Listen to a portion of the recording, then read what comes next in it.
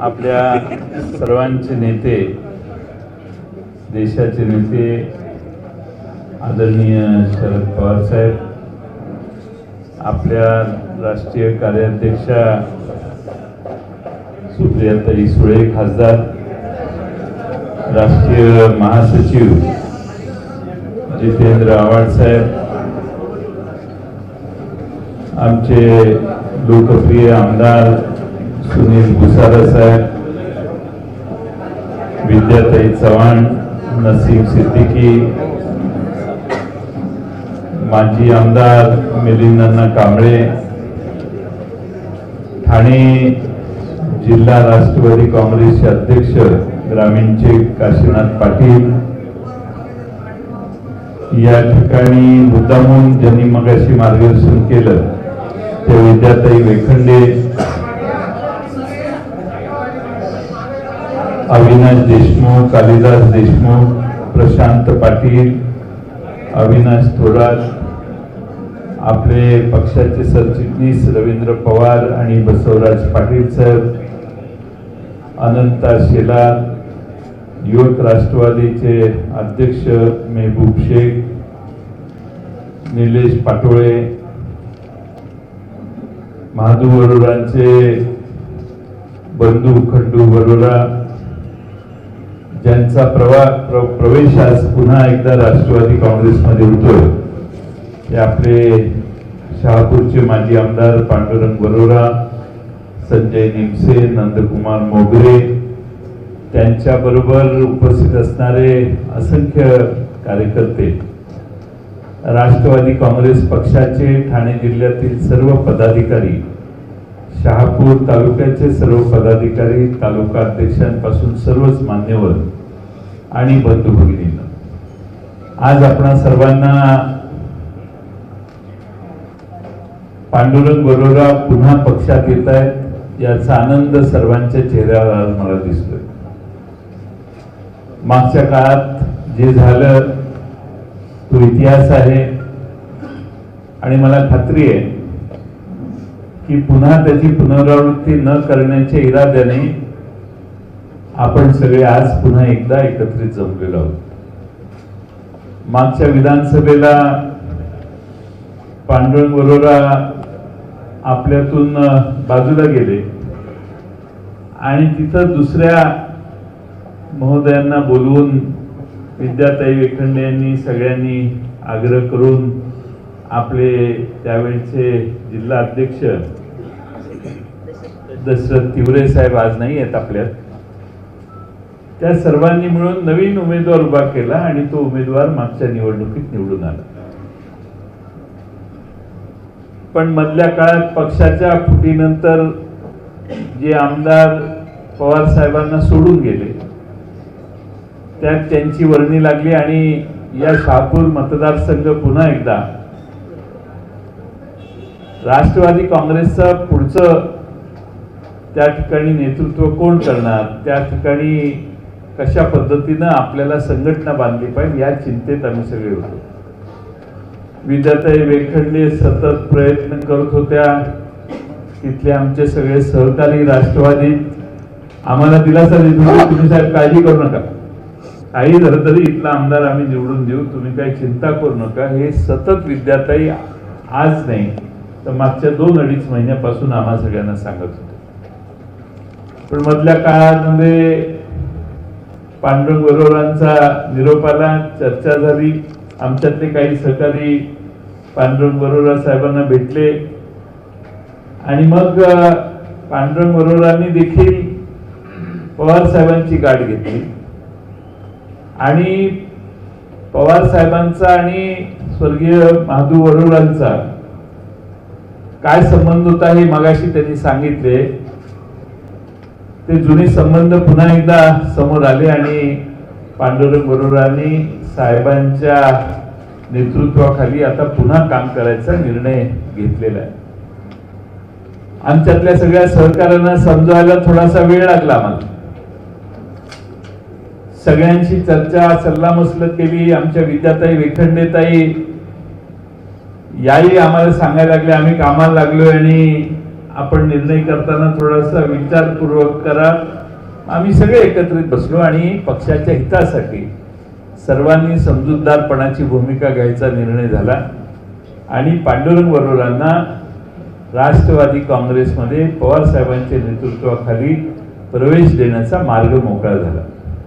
आज मी पक्षाचा अध्यक्ष महाराष्ट्र प्रदेशचा म्हणून त्यांचं स्वागत करतो. पांडुरंग बरोरा आल्यामुळं मला खात्री आहे की शहापूर भागात आपली ताकद वाढेल. आपल्या दशरथ तिवरे जिल्ह्याचे अध्यक्ष होते, त्याच्यानंतर आपण दशरथ तिवरे साहेबांनी पक्षाचा त्याग केल्यावर नवीन अध्यक्ष केलेले होते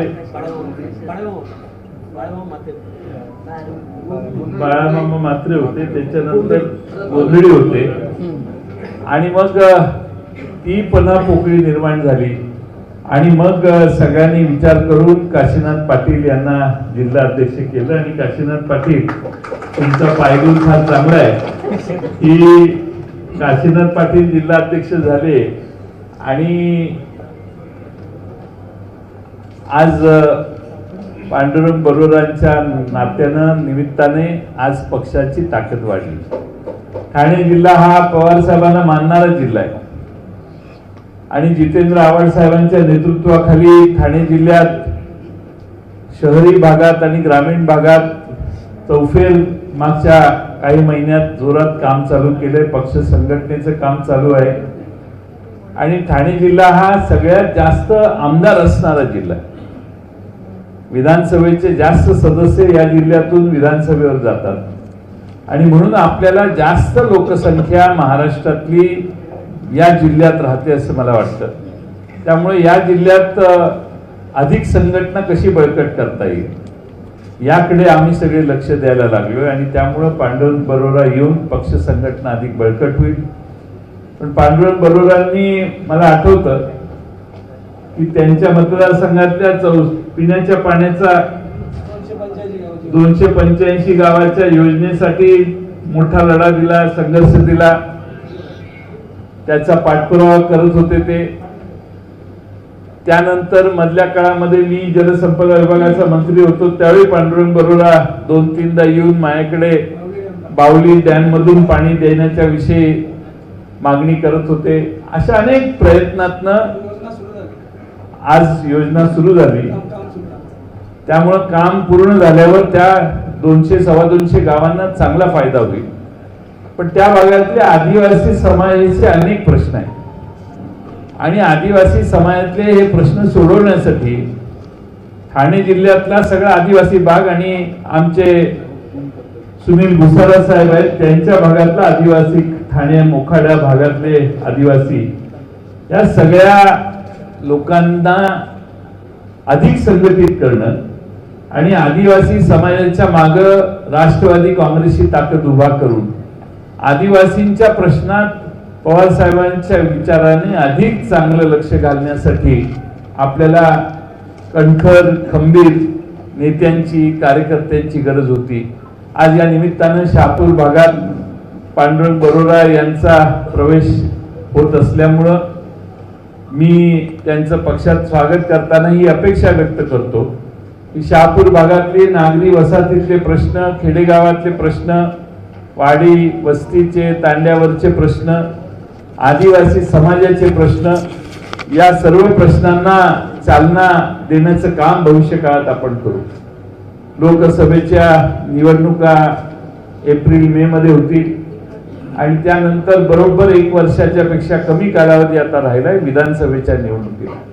आपण सगळ्यांनी आपापले मतभेद, हा नवीन आलाय, हा जुना आलाय, हे प्रश्न मनातनं काढून टाकू आणि त्या ठिकाणी राष्ट्रवादी काँग्रेस पवार साहेबांना मानणारा जो पक्ष आहे त्या पक्षाचा आमदार त्या ठिकाणाहून विधानसभेला निवडून पवार साहेबांचे हात शाहू फुले आंबेडकरांचा विचार बळकट करण्यासाठी तिथला आमदार आपल्या सगळ्यांच्या विचाराचा असला पाहिजे, हा प्रयत्न करून आजपासून आपण कामाला लागू.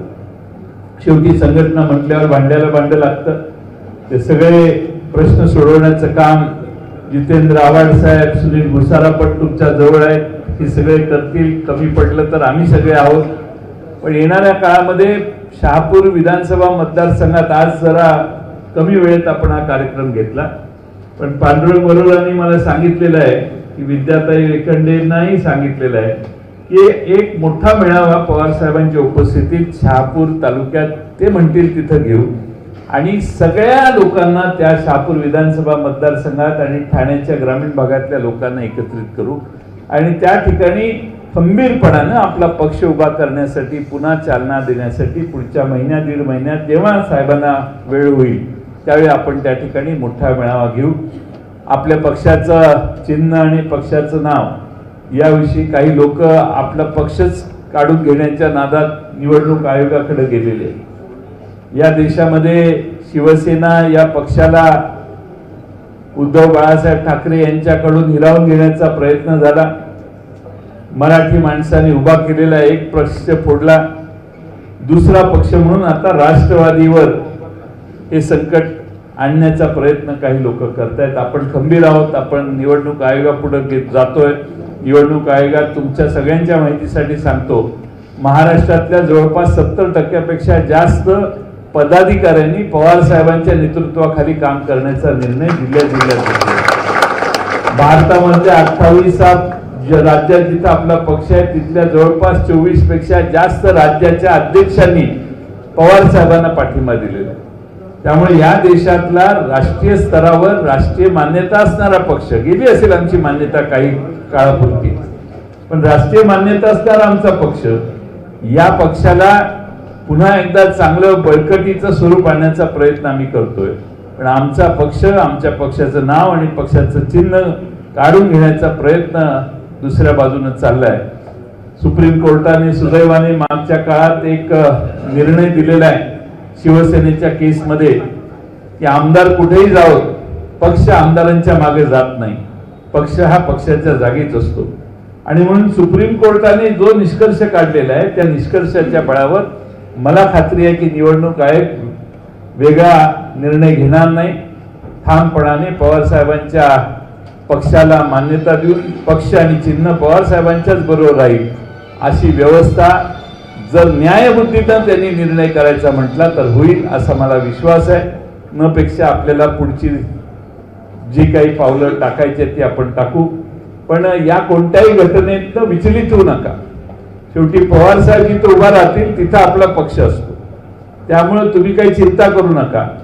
कोणत्याही परिस्थितीत आपल्या सगळ्यांच्या समर्थनाने महाराष्ट्रात पुन्हा एकदा पुढच्या विधानसभेला, येणाऱ्या लोकसभेला राष्ट्रवादी काँग्रेस पवार साहेबांचा पक्ष ताकदीनं पुढे येईल आणि महाराष्ट्रातल्या जनतेची सेवा चांगल्या पद्धतीने करेल हाच विश्वास मी या ठिकाणी बाळगतो. महादू बरोरा यांच्या आत्म्याला खऱ्या अर्थानं आज शांती झाली असेल.